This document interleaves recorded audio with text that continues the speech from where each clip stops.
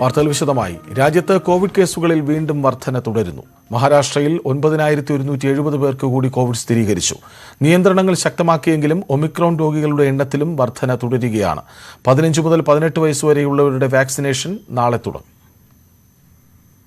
രാജ്യത്ത് ഏറ്റവും കൂടുതൽ ഒമിക്രോൺ കേസുകൾ റിപ്പോർട്ട് ചെയ്യുന്ന മഹാരാഷ്ട്രയിൽ കഴിഞ്ഞ ദിവസം 8,949 രോഗികളാണ് ഉണ്ടായിരുന്നത്. 24 മണിക്കൂറിനിടെ രോഗികളുടെ എണ്ണം 9,170 ഉയർന്നു. ഇതിൽ 6,317 രോഗികളും മുംബൈയിലാണ്. ഒമിക്രോൺ രോഗികളുടെ എണ്ണം 460 ഉയർന്നു. പശ്ചിമ ബംഗാളിലും രോഗികളുടെ എണ്ണത്തിൽ വൻ വർധനവാണുള്ളത്. 4,512 പേർക്ക് കൂടി രോഗം സ്ഥിരീകരിച്ചു. ഡൽഹിയിൽ 2,716, കേരളത്തിൽ 2,435, കർണാടകയിൽ 1,033 എന്നിങ്ങനെയാണ് കണക്കുകൾ. അതേസമയം 15 മുതൽ 18 വയസ്സുവരെയുള്ള കുട്ടികളുടെ വാക്സിനേഷനു വേണ്ടിയുള്ള രജിസ്ട്രേഷൻ തുടരുകയാണ്.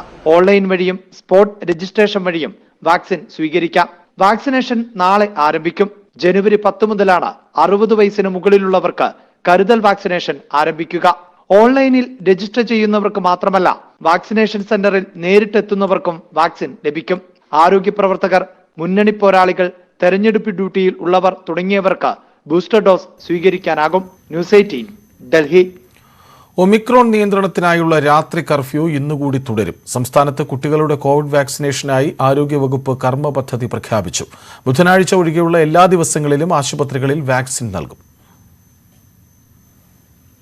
ഒമിക്രോൺ നിയന്ത്രണത്തിനായുള്ള 4 ദിവസത്തെ രാത്രി കർഫ്യൂ ഇന്ന് അവസാനിക്കും. കൂടുതൽ നിയന്ത്രണം വേണോ എന്ന് അവലോകന യോഗം തീരുമാനിക്കും. സംസ്ഥാനത്ത് 109 പേർക്കാണ് ഒമിക്രോൺ സ്ഥിരീകരിച്ചത്. സംസ്ഥാനത്ത് കുട്ടികളുടെ കോവിഡ് വാക്സിനേഷൻ കർമ്മ പദ്ധതിയും ആരോഗ്യവകുപ്പ് പ്രഖ്യാപിച്ചു. ജനറൽ, ജില്ലാ, താലൂക്ക് ആശുപത്രികളിലും സാമൂഹികാരോഗ്യ കേന്ദ്രങ്ങളിലും ബുധനാഴ്ച ഒഴികെയുള്ള 6 ദിവസങ്ങളിലും കുട്ടികൾക്ക് വാക്സിൻ നൽകും. പ്രാഥമികാരോഗ്യ കേന്ദ്രങ്ങളിലും കുടുംബാരോഗ്യ കേന്ദ്രങ്ങളിലും ചൊവ്വ, വെള്ളി, ശനി, ഞായർ എന്നീ 4 ദിവസങ്ങളിലും വാക്സിനേഷൻ ഉണ്ടാകും. കുട്ടികളുടെ വാക്സിനേഷനായി ആശുപത്രികളിൽ പ്രത്യേക കേന്ദ്രങ്ങൾ സജ്ജമാക്കും. ഇവ തിരിച്ചറിയാനായി പിങ്ക് നിറത്തിലുള്ള ബോർഡ് പ്രദർശിപ്പിക്കും. കുട്ടികൾക്കും മുതിർന്നവർക്കും പ്രത്യേകം വാക്സിനേഷൻ സംഘത്തെ നിയോഗിക്കാനാണ് ആരോഗ്യവകുപ്പിന്റെ തീരുമാനം.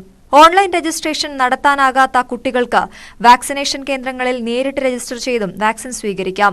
വിദ്യാഭ്യാസ സ്ഥാപനങ്ങൾ വാക്സിൻ എടുത്തവരുടെയും എടുക്കാത്തവരുടെയും കണക്ക് ജില്ലാ വിദ്യാഭ്യാസ ഓഫീസർക്ക് നൽകും. ഇത് ആരോഗ്യവകുപ്പിന് കൈമാറും. കുട്ടികളുടെ വാക്സിനേഷൻ സുഗമമായി നടത്തുന്നതിനായി മുതിർന്നവരുടെ കുത്തിവയ്പ് പുനഃക്രമീകരിച്ചിട്ടുണ്ട്.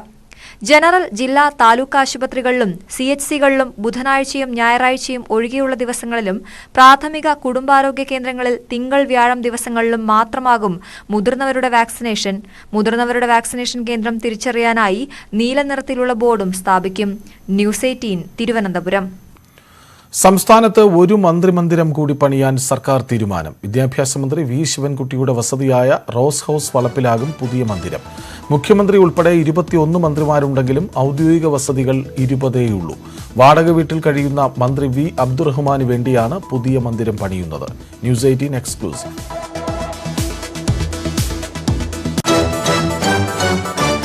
മുഖ്യമന്ത്രിയുടെ ഔദ്യോഗിക വസതിയായ ക്ലിഫ് ഹൌസ് വളപ്പിൽ 7 മന്ത്രിമന്ദിരങ്ങൾ കൂടിയുണ്ട്. പ്രശാന്ത്, പെരിയാർ, പൗർണമി, അശോക, നെസ്റ്റ്, പമ്പ, എസ്&ഐ. പ്രതിപക്ഷ നേതാവിന്റെ ഔദ്യോഗിക വസതിയായ കന്റോൺമെന്റ് ഹൌസ് വളപ്പിലുള്ളത് 4 മന്ത്രിമന്ദിരങ്ങളാണ്. കാവേരി, ഗംഗ, നിള, ഗ്രേസ്.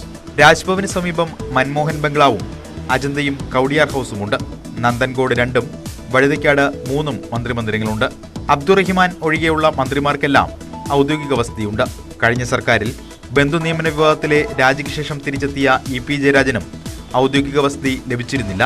ജയരാജൻ താമസിച്ചിരുന്ന സാനഡു അപ്പോഴേക്കും അദ്ദേഹത്തിന്റെ പകരക്കാരൻ MM മണിക്ക് നൽകിയിരുന്നു. 2ാം വരവിൽ ജയരാജൻ താമസിച്ചിരുന്ന വഴുതയ്ക്കാട് വാടക വീട്ടിലാണ് അബ്ദുറഹിമാൻ ഇപ്പോൾ താമസിക്കുന്നത്. ഭീമമായ വാടകയും മറ്റ് ചെലവുകളും ഒഴിവാക്കാനാണ് ഒരു മന്ത്രിമന്ദിരം കൂടി പണിയാൻ സർക്കാർ തീരുമാനിച്ചത്. വിശാലമായ റോസ് ഹൌസ് വളപ്പിലെ ഒരു ഭാഗത്താവും പുതിയ മന്ത്രിമന്ദിരം. മന്ത്രിക്കുള്ള ഔദ്യോഗിക വസതി നിർമ്മാണത്തിനുള്ള പ്രാഥമിക നടപടികൾ തുടങ്ങിക്കഴിഞ്ഞു. 100 വർഷത്തിലേറെ പഴക്കമുണ്ട് റോസ് ഹൌസിന്. ആദ്യ EMS സർക്കാരിന്റെ കാലത്ത് TV തോമസ് ആയിരുന്നു റോസ് ഹൌസിലെ താമസക്കാരൻ. ഒരു മതിലിനപ്പുറം സാനഡുവിൽ KR ഗൗരിയമ്മയും. റോസ് ഹൌസിലെ ഔട്ട് ഹൌസ് ഉൾപ്പെടെ സ്ഥിതി ചെയ്യുന്ന ഈ ഭാഗത്താണ് പുതിയ മന്ത്രിമന്ദിരം പണിയാൻ സർക്കാർ ആലോചിക്കുന്നത്. എത്രയും വേഗം നിർമ്മാണം പൂർത്തിയാക്കാനാണ് തീരുമാനം. റോസ് ഹൌസിൽ നിന്നും അരുൺ പാലോടിനൊപ്പം VV അരുൺ, ന്യൂസ് 18. പാലക്കാട് ആരാകും ജില്ലാ സെക്രട്ടറി?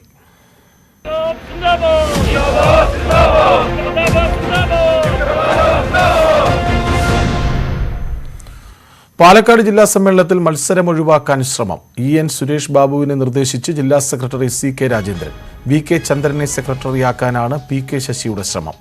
NN കൃഷ്ണദാസിനെ സെക്രട്ടറിയാക്കണമെന്ന് ശശി വിരുദ്ധ പക്ഷം വാദിക്കുന്നു. ഇതിനിടെയാണ് സംസ്ഥാന നേതാക്കൾ സമവായ നീക്കവുമായി രംഗത്ത് വന്നത്. വിവരങ്ങളുമായി പ്രസാദ് ഉടുമ്പിശ്ശേരി ചേരുന്നു. പ്രസാദ്, ചില തുരുത്തുകളുണ്ട്, ആ തുരുത്തുകൾക്ക് കൈയും കാലും മുളയ്ക്കുന്നു. ഈ വാർത്തയും അതുതന്നെയല്ലേ സൂചിപ്പിക്കുന്നത്?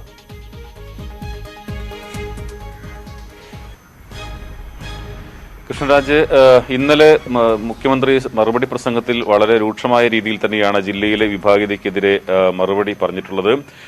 മുൻപ് പറഞ്ഞ കാര്യങ്ങൾ ഇപ്പോഴും അതേ രീതിയിൽ തന്നെ നിൽക്കുന്നു. മറ്റ് ജില്ലകളിലെല്ലാം തന്നെ വിഭാഗീയത അവസാനിച്ചിട്ടും പാലക്കാട് അതിന് ഒരു മാറ്റവുമില്ല. ആ തുരുത്തുകൾ ഉണ്ടാക്കി ചിലർ ആ തുരുത്തുകൾക്ക് കൈയും കാലും മുളയ്ക്കുകയാണ്.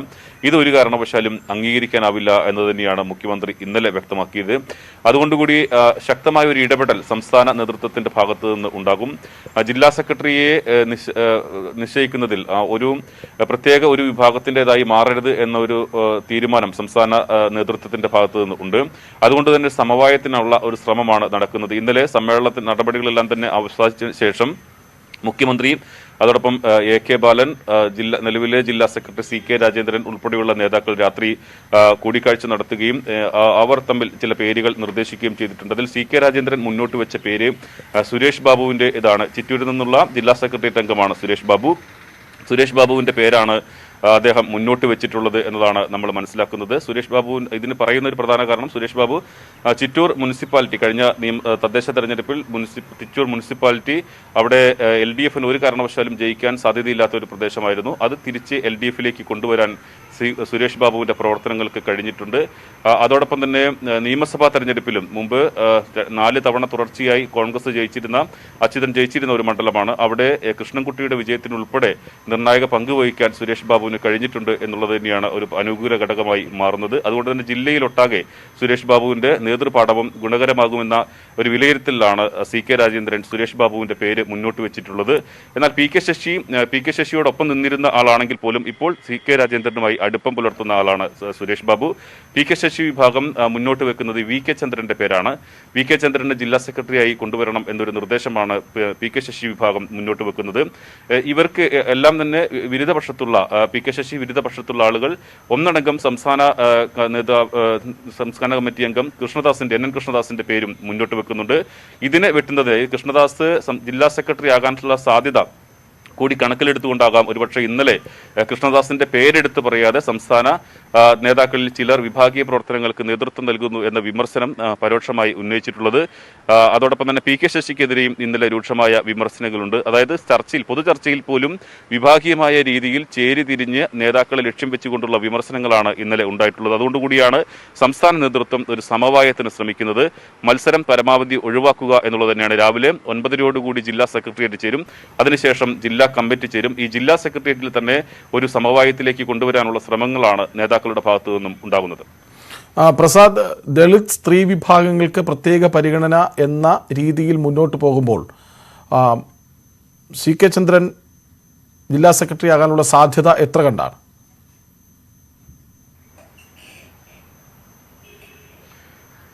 കൃഷ്ണരാജ്, VK ചന്ദ്രന്റെ ഒരു സാധ്യത അതുകൂടി കണക്കിലെടുത്തുകൊണ്ടാണ് കൂടുതൽ ഉയരുന്നത്. അതായത് ജില്ലയിൽ നിന്നും ഏറെക്കാലമായി ദളിത് വിഭാഗത്തിൽപ്പെട്ട ഒരാൾ ജില്ലാ സെക്രട്ടറി സ്ഥാനത്തേക്ക് വന്നിട്ട് ഏറെ നാളായി. അതോടൊപ്പം തന്നെ സംസ്ഥാനത്തൊട്ടാകെ ഏതെങ്കിലും ഒരു ജില്ലാ നേതൃത്വം ജില്ലാ സെക്രട്ടറി ഈ വിഭാഗത്തിൽ നിന്നുള്ള ആളാകണം എന്നൊരു ധാരണയിലേക്ക് കൂടി വന്നിട്ടുണ്ട്. അതുകൂടി പരിഗണിച്ചുകൊണ്ടാണ് PK ശശിയെ പിന്തുണയ്ക്കുന്ന ഒരു വിഭാഗം VK ചന്ദ്രന്റെ പേര് മുന്നോട്ട് വെച്ചിട്ടുള്ളത്. VK ചന്ദ്രൻ ജില്ലാ സെക്രട്ടറി ആക്കാം എന്നുള്ള ഒരു നിർദ്ദേശം മുന്നോട്ട് വെച്ചത് ഏറെക്കുറെ ഇതിനോട് യോജിച്ചൊരു നിലപാട് സംസ്ഥാന നേതൃത്വം തുടക്കത്തിൽ, അതായത് സമ്മേളനം തുടങ്ങുന്നതിന് മുമ്പ് അവരിൽ ഉരുത്തിരിഞ്ഞ ആശയങ്ങളിൽ അത്തരമൊരു അഭിപ്രായം മുന്നോട്ട് വന്നതാണ്. പക്ഷേ പിന്നീട് PK ശശിയോട് ഒപ്പം നിൽക്കുന്ന ഒരാളാണ് VK ചന്ദ്രൻ എന്ന മറുപക്ഷം വലിയ തോതിൽ ആരോപണം ഉന്നയിക്കുന്നു. ഇതാണ് ഇപ്പോൾ VK ചന്ദ്രൻ ഒരു വിനയായി മാറിയിട്ടുള്ളത്. അതുകൊണ്ട് തന്നെ ഇതിലേക്കൊരു സമവായം കൊണ്ടുവരിക എന്നുള്ളതാണ്. VK ചന്ദ്രൻ CK രാജേന്ദ്രനുമായി അടുപ്പം പുലർത്തുന്നു. പക്ഷേ PK ശശി ഗ്രൂപ്പിൽപ്പെട്ട ഒരു പ്രധാനപ്പെട്ട നേതാവ് കൂടിയാണ്. തൃത്താലയിൽ നിന്നുള്ള VK ചന്ദ്രൻ ഉള്ളത്. അതുകൊണ്ട് തന്നെ ഈ പരിഗണനകൾ വെച്ചുകൊണ്ടാണ് ഒരു തീരുമാനം എടുക്കുന്നതെങ്കിൽ അത് VK ചന്ദ്രനിലേക്ക് തന്നെ ആ ഒരു പേരിലേക്ക് ചുരുങ്ങും. പക്ഷേ മറിച്ച് അപ്പുറത്തേക്ക് നേരത്തെ ഇന്നലെയെല്ലാം തന്നെ മുഖ്യമന്ത്രി മറുപടി പ്രസംഗത്തിൽ പറഞ്ഞത്, അതോടൊപ്പം തന്നെ ജില്ലാ സമ്മേളനത്തിന്റെ തുടക്കത്തിൽ പറഞ്ഞ കാര്യങ്ങൾ തുരുത്തുകൾ ഉണ്ടാക്കി അതിന് ഇപ്പോൾ കയ്യും കാലും വെച്ച് തുടങ്ങിയിരിക്കുന്നു. ഇത് അംഗീകരിക്കാനാവില്ല.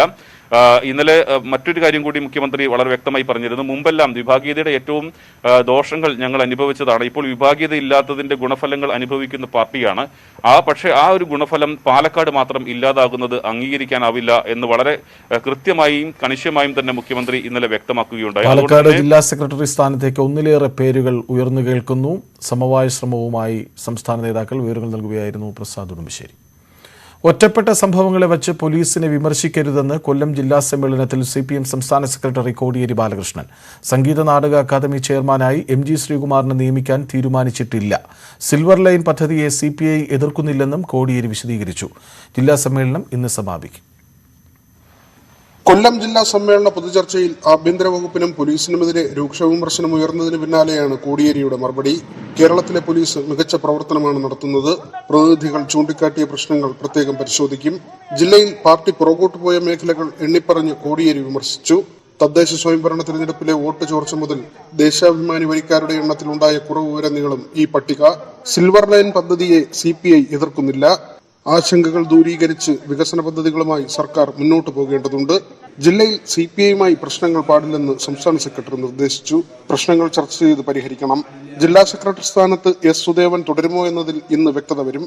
ചിന്താ ജെറോം ഉൾപ്പെടെ യുവനിര ജില്ലാ കമ്മിറ്റിയിൽ എത്തിയേക്കും.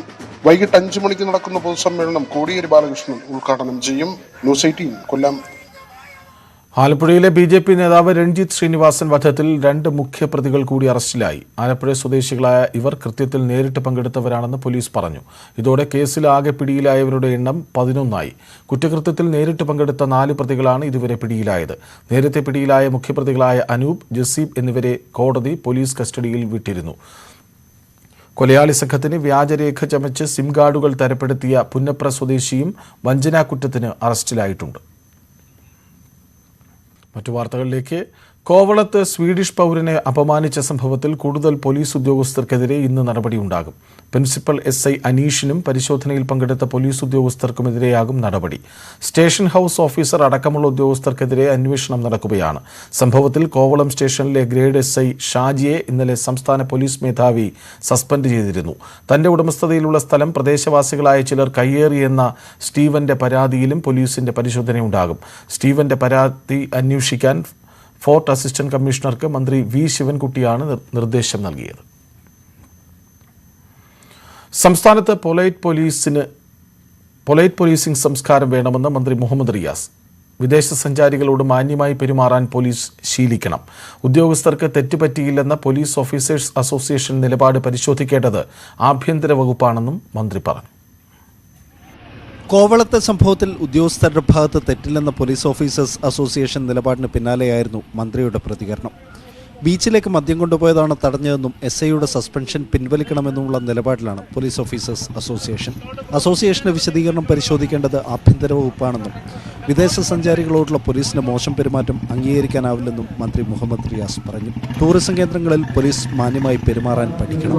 പോലീസിംഗ് സംവിധാനത്തിൽ പ്രത്യേകിച്ച് ടൂറിസ്റ്റ് ഡെസ്റ്റിനേഷനുകളിൽ ഒരു പൊളൈറ്റ് പോലീസിംഗ് സംവിധാനം തീർച്ചയായിട്ടും വേണ്ടതുണ്ട്. ടൂറിസ്റ്റ് മേഖലയുടെ വികാസത്തിന് അത് അനിവാര്യമാണ്. വിദേശ സഞ്ചാരികൾ കേരളത്തിലേക്ക് എത്തണമെങ്കിൽ അനുകൂലമായ സാഹചര്യം ഉണ്ടാവേണ്ടതുണ്ട്. ടൂറിസ്റ്റ് കേന്ദ്രങ്ങളിലെ പോലീസിന്റെ മികച്ച ഇടപെടലിന് ഉദാഹരണമായിരുന്നു ബേപ്പൂർ വാട്ടർ ഫെസ്റ്റ് എന്നും മന്ത്രി പറഞ്ഞു. കോവളത്തുണ്ടായത് ഒറ്റപ്പെട്ട പ്രശ്നമാവാം, എന്നാൽ അതുപോലും ഉണ്ടാവാൻ പാടില്ലായിരുന്നു. അതൊക്കെ ഓരോ സ്ഥലത്തെ വിഷയങ്ങളാണ്. ഇപ്പോൾ ഏറ്റവും നല്ല നിലയിലാണ് ഇവിടെ പോലീസ് ഈ ബേപ്പൂർ വാട്ടർ ഫെസ്റ്റിൽ ഇടപെട്ടിട്ടുള്ളത്. വളരെ മാതൃകാപരമായിട്ടാണ് സഞ്ചാരികൾ, അത് പുറത്തുനിന്ന് വരുന്നവരോട് ഉൾപ്പെടെ പോലീസ് പെരുമാറിയിട്ടുള്ളത്. അതൊക്കെ ഓരോ സ്ഥലത്തെ ഓരോ പ്രദേശത്തെ പ്രശ്നം ഒറ്റപ്പെട്ട വിഷയങ്ങളാണ്. ആ ഒറ്റപ്പെട്ട വിഷയങ്ങൾ പോലും ഉണ്ടാവാൻ വേണ്ടി പാടില്ല എന്നുള്ളതാണ് പൊതുവെ അഭിപ്രായം പറയാനുള്ളത്. പോലീസിന്റെ ഭാഗത്ത് തെറ്റില്ലെന്ന് അസോസിയേഷൻ പറയുമ്പോഴും സഞ്ചാരികളോടുള്ള പോലീസ് സമീപനം മാറണം എന്ന ഉറച്ച നിലപാടിൽ തന്നെയാണ് ടൂറിസം വകുപ്പ്. ന്യൂസ് 18 കോഴിക്കോട്. നിയമസഭാ തെരഞ്ഞെടുപ്പ് തീയതി പ്രഖ്യാപിക്കാനിരിക്കെ പ്രധാനമന്ത്രി ഇന്ന് വീണ്ടും ഉത്തർപ്രദേശിലെത്തും. മീററ്റിൽ സ്ഥാപിക്കുന്ന സർവകലാശാലയുടെ നിർമ്മാണോദ്ഘാടനം നിർവഹിക്കും. തെരഞ്ഞെടുപ്പ് മാറ്റിവെക്കേണ്ടതില്ലെന്ന കമ്മീഷൻ നിലപാടിനെ തുടർന്നാണ് കേന്ദ്ര പദ്ധതികളുടെ ഉദ്ഘാടനങ്ങൾ തിരക്കിട്ട് നിർവഹിക്കുന്നത്. കേന്ദ്ര പദ്ധതികൾ കൊണ്ട് മുഖം മിനുക്കി തെരഞ്ഞെടുപ്പിനെ നേരിടാൻ ഒരുങ്ങുന്ന BJP മറ്റൊരു പദ്ധതിയുടെ നിർമ്മാണ ഉദ്ഘാടനം കൂടി ഇന്ന് നിർവഹിക്കുകയാണ്. കായിക മേഖലയെ നവീകരിക്കാനായി കായിക സർവകലാശാലയുടെ നിർമ്മാണ ഉദ്ഘാടനം പ്രധാനമന്ത്രി നരേന്ദ്രമോദി ഇന്ന് മീററ്റിൽ നിർവഹിക്കും. ഹോക്കി ഇതിഹാസം മേജർ ധ്യാൻചന്ദിന്റെ പേരാണ് സർവകലാശാലയ്ക്ക് നൽകിയിരിക്കുന്നത്. 700 കോടി രൂപ ചെലവിലാണ് സർവകലാശാല സ്ഥാപിക്കുന്നത്. Synthetic hockey ground, football ground, basketball, volleyball, handball, kabaddi എന്നിവയ്ക്കായി പ്രത്യേക മൈതാനങ്ങൾ എന്നിവ ക്യാമ്പസിൽ തയ്യാറാക്കും. 540 സ്ത്രീകളും 540 പുരുഷ കായിക താരങ്ങളും ഉൾപ്പെടെ 1080 കായിക താരങ്ങൾക്ക് പരിശീലനം നൽകാനുള്ള ശേഷി സർവകലാശാലയ്ക്കുണ്ട്. ഡിസംബർ അവസാനം 10 ദിവസത്തിനിടെ 4 തവണ പ്രധാനമന്ത്രി UP സന്ദർശിച്ചിരുന്നു. ഒമിക്രോൺ കോവിഡ് സാഹചര്യത്തിലും തെരഞ്ഞെടുപ്പ് മാറ്റിവെക്കേണ്ടതില്ലെന്ന് മുഖ്യ തെരഞ്ഞെടുപ്പ് കമ്മീഷണർ സുശീൽ ചന്ദ്രയുടെ നേതൃത്വത്തിലുള്ള സംഘം ഉത്തർപ്രദേശിൽ സന്ദർശനം നടത്തിയ ശേഷം വ്യക്തമാക്കിയിരുന്നു. ഈ സാഹചര്യത്തിലാണ് കേന്ദ്ര പദ്ധതികളുടെ ഉദ്ഘാടനങ്ങൾ തിരക്കിട്ട് നിർവഹിക്കുന്നത്. KP Abhilash, news 18, Delhi. ലക്ഷദ്വീപ് സന്ദർശനത്തിന് ശേഷം ഇന്ന് കൊച്ചിയിൽ മടങ്ങിയെത്തുന്ന ഉപരാഷ്ട്രപതി വെങ്കയ്യ നായിഡു കൊച്ചി കപ്പൽശാലയിൽ ഇന്ത്യ തദ്ദേശീയമായി നിർമ്മിക്കുന്ന വിമാനവാഹിനി കപ്പലായ വിക്രാന്ത് സന്ദർശിക്കും. തുടർന്ന് കാക്കനാടുള്ള DRDOയുടെ naval physical and oceanographic laboratory സന്ദർശിക്കും. ടോഡെറോയ് ഇന്റഗ്രേഷൻ ഫെസിലിറ്റിയുടെ ശിലാസ്ഥാപനവും അദ്ദേഹം നിർവഹിക്കും. നാളെ കൊച്ചിയിൽ നിന്നും കോട്ടയത്തെത്തുന്ന ഉപരാഷ്ട്രപതി മാന്നാനം സെയിന്റ് എംഫ്രൈംസ് ഹയർ സെക്കൻഡറി സ്കൂളിൽ സെന്റ് കുര്യാക്കോസ് ഏലിയാസ് ചാവറയുടെ 150ാം ചരമവാർഷിക ചടങ്ങിൽ മുഖ്യാതിഥിയാകും. ഉച്ചയോടെ കൊച്ചിയിൽ തിരിച്ചെത്തുന്ന അദ്ദേഹം സർക്യൂട്ട് ഹൌസിലും വൈകിട്ട് ഹോട്ടൽ ഗ്രാൻഡ് ഹയാത്തിലും ചടങ്ങുകളിൽ പങ്കെടുക്കും. കൊല്ലം കടക്കലിൽ യുവതിയെ വെട്ടിക്കൊന്ന കേസിൽ ഭർത്താവ് ദീപുവിനെ ഇന്ന് മജിസ്ട്രേറ്റിന് മുന്നിൽ ഹാജരാക്കും. കോട്ടപ്പുറം സ്വദേശിനി ജിൻസിയാണ് 7 വയസ്സുള്ള മകന്റെ മുന്നിൽ വെച്ച് ഇന്നലെ കൊല്ലപ്പെട്ടത്. ജിൻസിയുടെ ശരീരത്തിൽ 25ലേറെ വെട്ടുകൾ ഏറ്റിരുന്നു. സംശയം മൂലമാണ് ഭാര്യയെ കൊലപ്പെടുത്തിയതെന്നാണ് ദീപു പോലീസിന് നൽകിയ മൊഴി. കുടുംബ പ്രശ്നങ്ങളെ തുടർന്ന് ദീപുവും ജിൻസിയും 1 മാസമായി പിരിഞ്ഞു താമസിക്കുകയായിരുന്നു. വൈകിട്ടോടെ ജിൻസിയുടെ വീട്ടിലെത്തിയ ദീപു വെട്ടുകത്തി ഉപയോഗിച്ച് തലയിൽ വെട്ടി. തടയാൻ ശ്രമിച്ച 7 വയസ്സുകാരൻ മകനെയും ആക്രമിക്കാൻ ശ്രമിച്ചു. അക്രമത്തിൽ നിന്ന് രക്ഷപ്പെട്ട മകൻ സമീപത്തെ കടയിലെത്തി നാട്ടുകാരെ വിവരമറിയിച്ചു. നാട്ടുകാരെത്തിയപ്പോഴേക്കും 25ലധികം വെട്ടുകൾ ജിൻസിക്ക് ഏറ്റിരുന്നു. ആക്രമണത്തിന് ശേഷം ബൈക്കിൽ രക്ഷപ്പെട്ട പ്രതി പോലീസ് സ്റ്റേഷനിൽ കീഴടങ്ങി. ജിൻസി പാരിപ്പള്ളിയിലെ സർക്കാർ കശുവണ്ടി ഫാക്ടറിയിൽ സൂപ്പർവൈസറാണ്. 9 വർഷങ്ങൾക്ക് മുൻപ് പ്രണയിച്ചാണ് ഇരുവരും വിവാഹിതരായത്. 2 കുട്ടികളുണ്ട്. സംശയത്തെ തുടർന്ന് കുറച്ചുനാളുകളായി ദീപു ഭാര്യയെ മർദ്ദിച്ചിരുന്നു. ഭർത്താവ് ആക്രമിക്കുന്നുവെന്ന് കാട്ടി 1 മാസം മുൻപ് ജിൻസി പോലീസിൽ പരാതി നൽകി. വിവാഹബന്ധം വേർപെടുത്താൻ പോലീസ് സ്റ്റേഷനിൽ വെച്ച് ഇരുവരും സമ്മതിച്ചിരുന്നു. അതിനു പിന്നാലെയായിരുന്നു കൊലപാതകം. ന്യൂസ് 18 കൊല്ലം. സുരക്ഷാ ക്രമീകരണങ്ങളില്ലാതെ കോഴിക്കോട് ബീച്ച്. 1 മാസത്തിനിടെ ഇവിടെ ഉണ്ടായത് 3 മുങ്ങിമരണങ്ങളാണ്. കോഴിക്കോട് ബീച്ചിൽ കഴിഞ്ഞ 1 മാസത്തിനിടെ ഉണ്ടായത് 3 അപകട മരണങ്ങൾ, അതും 3 കുട്ടികൾ. മതിയായ സുരക്ഷാ ക്രമീകരണങ്ങൾ ഒരുക്കാത്തതാണ് അപകടങ്ങൾ വർദ്ധിക്കാൻ കാരണം. ബീച്ചിൽ ആകെയുള്ളത് 4 ലൈഫ് ഗാർഡുകൾ മാത്രമാണ്. ലയൺസ് പാർക്കിനടുത്താണ് അപകടങ്ങളേറെയും. ഈ ഭാഗത്ത് ഗാർഡുകളുടെ സാന്നിധ്യം പോലും ഉണ്ടാകാറില്ല. പുതുവത്സരാഘോഷങ്ങളുടെ ഭാഗമായി കഴിഞ്ഞ ദിവസങ്ങളിൽ ആയിരങ്ങൾ ബീച്ചിലെത്തിയപ്പോഴും പ്രത്യേക സുരക്ഷാ ക്രമീകരണങ്ങളൊന്നും ഒരുക്കിയിരുന്നില്ല. ഇവിടെ നല്ല തിരക്കുണ്ട്. ആ തിരക്കിനനുസരിച്ചുള്ള സുരക്ഷാ സംവിധാനം ഇവിടെ ഉണ്ട് എന്ന് എനിക്ക് തോന്നുന്നില്ല. പിന്നെ സ്വാഭാവികമായിട്ടും വീക്കെൻഡ് ആയതുകൊണ്ട് അതിൻ്റെ ഒരു സ്വാഭാവികമായിട്ടുള്ള തിരക്കുകൾ ഉണ്ടാവും. പോലീസും കാര്യങ്ങളൊക്കെ ഉണ്ട്, പക്ഷേ ലൈഫ് ഗാർഡ്സിന് കാണാനില്ല. ജാക്കറ്റ് ഒന്നും ഇട്ടിട്ട് അങ്ങനെ ആരും കാണുന്നില്ല.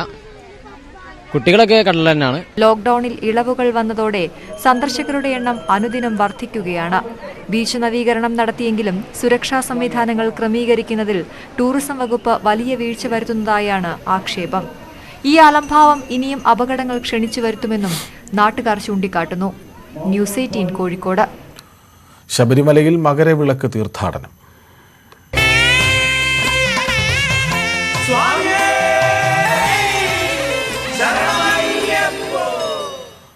ശബരിമല അയ്യപ്പന്റെ മുന്നിൽ കലാപ്രകടനവുമായി തിരുവനന്തപുരത്തു ഉള്ള കുരുന്നുകൾ. വെഞ്ഞാറമൂട് ജീവകലാ സാംസ്കാരിക വേദിയിൽ നിന്നെത്തിയ 10 വയസ്സിൽ താഴെയുള്ള പെൺകുട്ടികളാണ് തിരുവാതിര കളിച്ചത്. നെയ്യാറ്റിൻകരയിൽ നിന്നുള്ള സംഘം ശിങ്കാരിമേളം അവതരിപ്പിച്ചാണ് അയ്യപ്പന് കാണിക്ക അർപ്പിച്ചത്.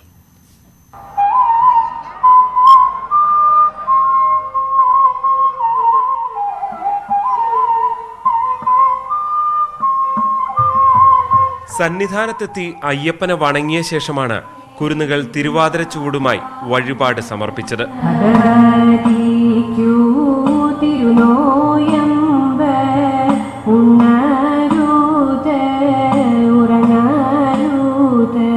പത്തു വയസ്സിൽ താഴെയുള്ള 14 കുരുന്നുകളാണ് തിരുവാതിരപ്പാട്ടിനൊപ്പം ചുവട് വെച്ചത്.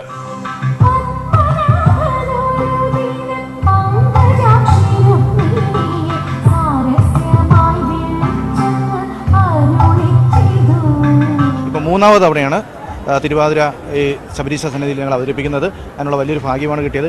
ഈ കുഞ്ഞുങ്ങളെ സംബന്ധിച്ച് അവരുടെ ജീവിതത്തിൽ കിട്ടുന്ന ഏറ്റവും വലിയ സൗഭാഗ്യമാണ്. നർത്തകിമാരെന്ന നിലയ്ക്ക് അവർക്ക് കിട്ടിയ ഏറ്റവും വലിയൊരു അംഗീകാരം കൂടിയാണ് ശബരിമല വന്ന് തിരുവാതിര അവതരിപ്പിക്കാൻ കഴിയുക എന്നുള്ളത്.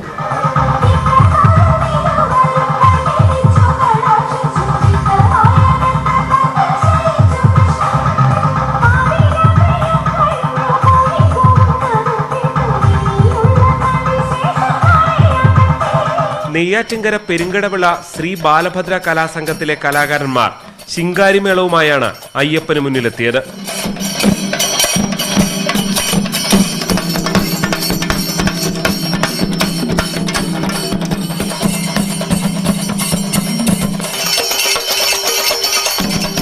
ആറാമത്തെ വർഷമാണ് വരുന്നത്. കഴിഞ്ഞ വർഷം കോവിഡായിട്ട് വരാൻ സാധിച്ചില്ല. അങ്ങനെ ഇത് ആറാമത്തെ വർഷമാണ്.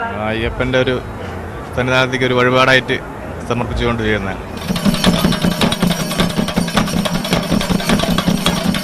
ഇത് 6ാം തവണയാണ് ശബരീശ സന്നിധിയിൽ ഇവർ ശിങ്കാരിമേളം അവതരിപ്പിക്കുന്നത്.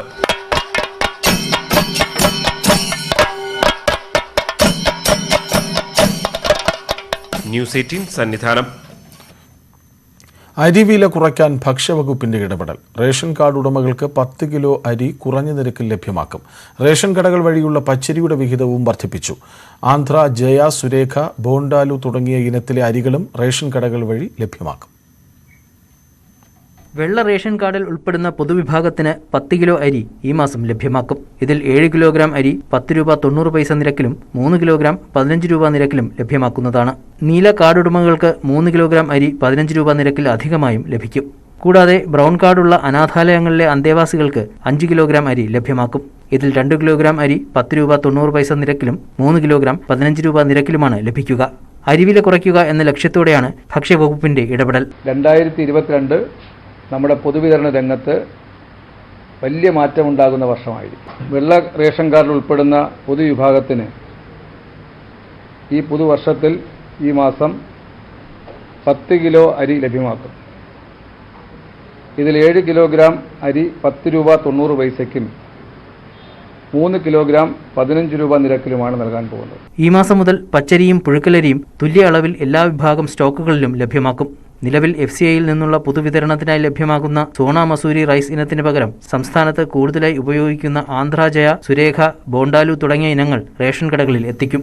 എല്ലാ വിഭാഗത്തിനും ഈ അരികൾ ലഭ്യമാക്കാൻ FCIയുമായി ധാരണയിലായതായി ഭക്ഷ്യമന്ത്രി അറിയിച്ചു. ന്യൂസ് 18 തിരുവനന്തപുരം.